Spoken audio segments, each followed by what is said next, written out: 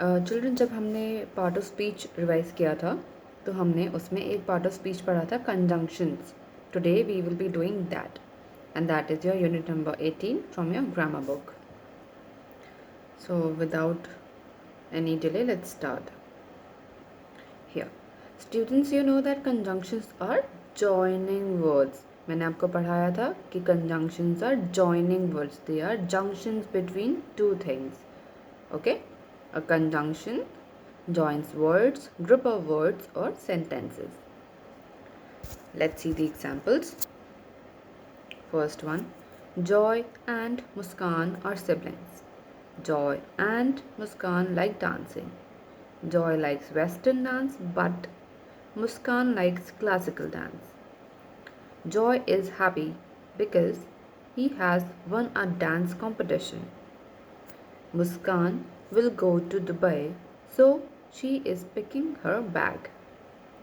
Who is elder, Joy or Muskan? Muskan is elder, but Joy looks elder because he is taller than Muskan. Children, यहाँ तक हमने जो भी sentences पढ़े हैं अभी, इसमें जो अंडरलाइन वर्ड्स हैं, for example and, but, because, so, और, but and again because.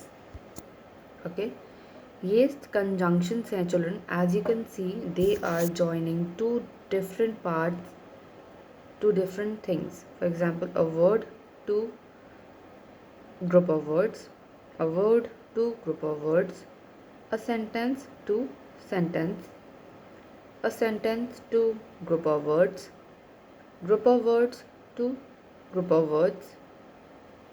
group of words to group of words, group of words again to group of words. Okay, children, that is why we call these words who are circled in red color to be conjunctions, because ये दो चीज़ों को join कर रहा है. Okay, let's see ahead. There are some more examples given, children. I want all of you to please read them. First one, these jackets are imported, these jackets are costly, these jackets are imported and costly. See, conjunctions are not just joining words that they join a word to a group of words or sentences. They also reduce the, words that you write in a sentence. For example, here आप देखेंगे क्या लिखा है, these jackets are imported, full stop, these jackets are costly. Instead of using two sentences to describe a situation, we can also write these jackets are imported and costly. So यहाँ पे and ने हमारा क्या काम किया है, इसने हमारे दो sentences को reduce करके एक में ही डाल दिया है. ओके, अब आप देखेंगे कि यहाँ पे दो sentences लिखे थे ऊपर कि jackets imported हैं और jackets costly हैं, तो हमने दो की जगह एक ही सेंटेंस में लिख दिया कि jackets जो है वो imported हैं और costly हैं. Okay, same way here, Adnan could not go to school. He was ill. Okay. Instead of using two sentences here, these are two sentences, we can just write Adnan could not go to school because he was ill. Because का मतलब होता है क्योंकि. Okay. Now, यहाँ पे दो sentences को जोड़ रहा है because. Alright, that's why it will be called a conjunction. Let's see the next page. One more example. See, here it is a question. Okay, but the same technique is used. Two questions are here. Is Rekha active? Is Rekha lazy? Okay, Rekha is active or lazy. Now children, there is one more thing to focus upon कि अगर आपने तीनों sentences ये जो example में दिए थे वो अगर आप ध्यान से देखेंगे तो आपको पता चलेगा कि जब हम ये दो सेंटेंसेस बगल बगल में लिख रहे हैं तो हमें ये नहीं पता चल पा रहा है कि एग्जैक्टली क्वेश्चन क्या है. ओके, पर जब हम ऐसे लिखते हैं तो हमारे पास एक क्लैरिटी होती है. जब हम कंजंक्शन यूज़ करते हैं तो we have a clarity. Okay, जैसे कि हमने लास्ट पेज पे ये पढ़ा था एक example, Adnan could not go to school, he was ill. तो हमें ये नहीं पता चल रहा कि वो कब इल था. ओके, और वो स्कूल क्यों नहीं जा पाया हमें ये नहीं पता चला, लेकिन जब हमने बिकॉज डाल दिया तो हमारे पास एक क्लैरिटी हो गया कि वो स्कूल नहीं गया क्योंकि वो बीमार था. Alright, same way here, is Rekha active, is Rekha lazy. Okay, now हमने जो दूसरा सेंटेंस बनाया है इसको कंबाइन करके और कंजंक्शन यूज़ करके उसमें हमने लगाया और. इसका मतलब हमें ये भी पता चल गया कि वो एक चॉइस मांग रहा है. ओके, कि रेखा एक्टिव है या लेजी है, वो पूछ रहा है. ओके, हमारे पास एक चॉइस हो गई. Alright, let's go to the exercise.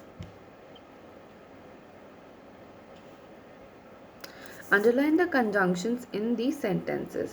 Children, I will do only two as it is a good exercise and इसी से पता चलेगा कि आपको समझ में आया या नहीं आया. Okay, let's see. First one, Mr. Jain is smart and handsome. अभी हमने क्या पढ़ा था? and होगा. अगर आप इसको दो सेंटेंसेस में लिखना चाहेंगे तो आप कैसे लिखेंगे? Mister Jain is smart and mister Jain is handsome. दो सेंटेंसेस बन गए. सो आपको यही देखना है कि आप इसको अगर तोड़ेंगे तो क्या कहाँ से दो सेंटेंस बनाएंगे. वहाँ पे ही जो वर्ड यूज़ होगा वही आपका कंजंक्शन होगा. Alright, second one, she is rich but selfish. यहाँ पे हम कैसे दो सेंटेंसेस बना सकते हैं? She is rich and she is selfish. तो बट जो है वो हमारा कंजंक्शन होगा because but he rich and selfish को ज्वाइन कर रहा है. Alright, one more example I will give. Rakshit is intelligent but careless. Rakshit is intelligent and Rakshit is careless. ये हमारे दो सेंटेंसेस होते. अगर इनिशियली होते तो but we have joined these two sentences with but. So but is our conjunction. All right, let's see tip of the day. Here we generally use and when there is similarity in qualities. Okay, जब किसी दो qualities में similarity होती है तो हम and use करते हैं, जैसे कि हमने एग्जाम्पल्स में देखा था. ओके, and जब कॉन्ट्रास्ट होता है यानी कि डिफरेंस होता है या फिर उल्टा होता है, कॉन्ट्रास्ट मीन्स ऑपोजिट. ओके, तो हम और या फिर बट यूज़ करते हैं जैसे कि हमने यहाँ पे किया था.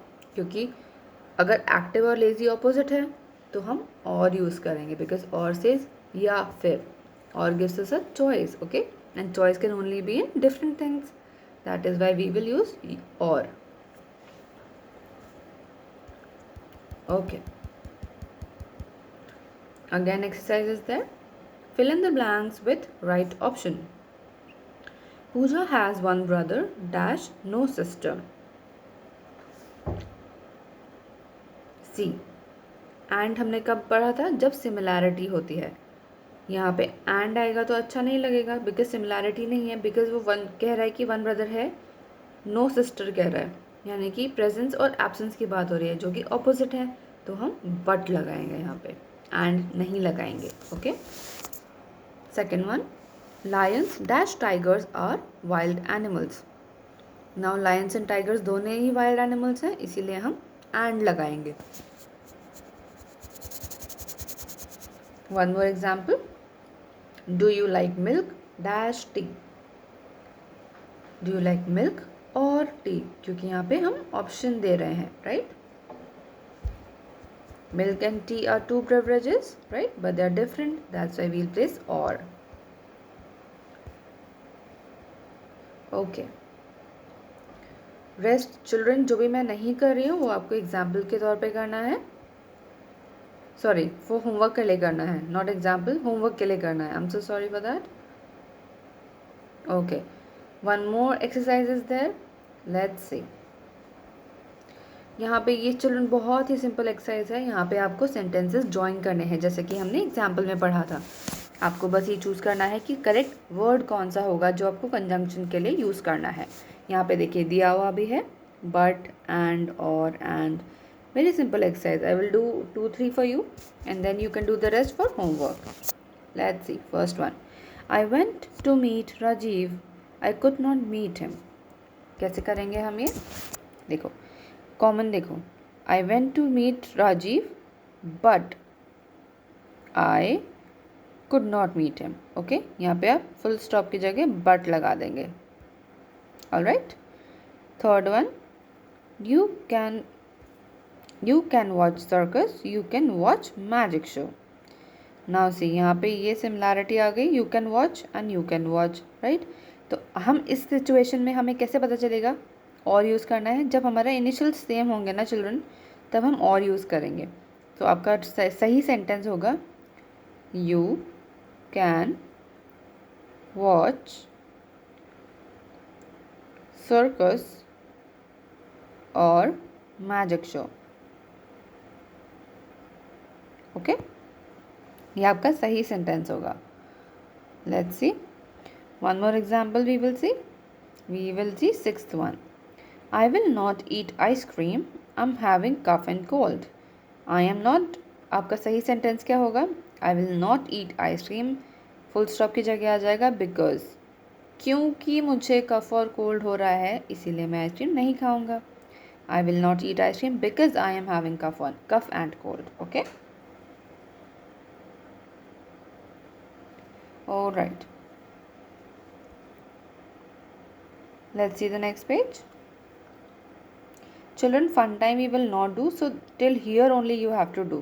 Okay, till the third exercise, page number 72, यहीं तक आपको करना है. लेकिन थर्ड एक्सरसाइज आप पूरा करेंगे, फन टाइम हम नहीं करेंगे. Okay, fun time we will not do. So first, second and third exercise are the ones which we are doing. ये आपको होमवर्क में करके देना है. Okay, thank you so much children, that's it for today.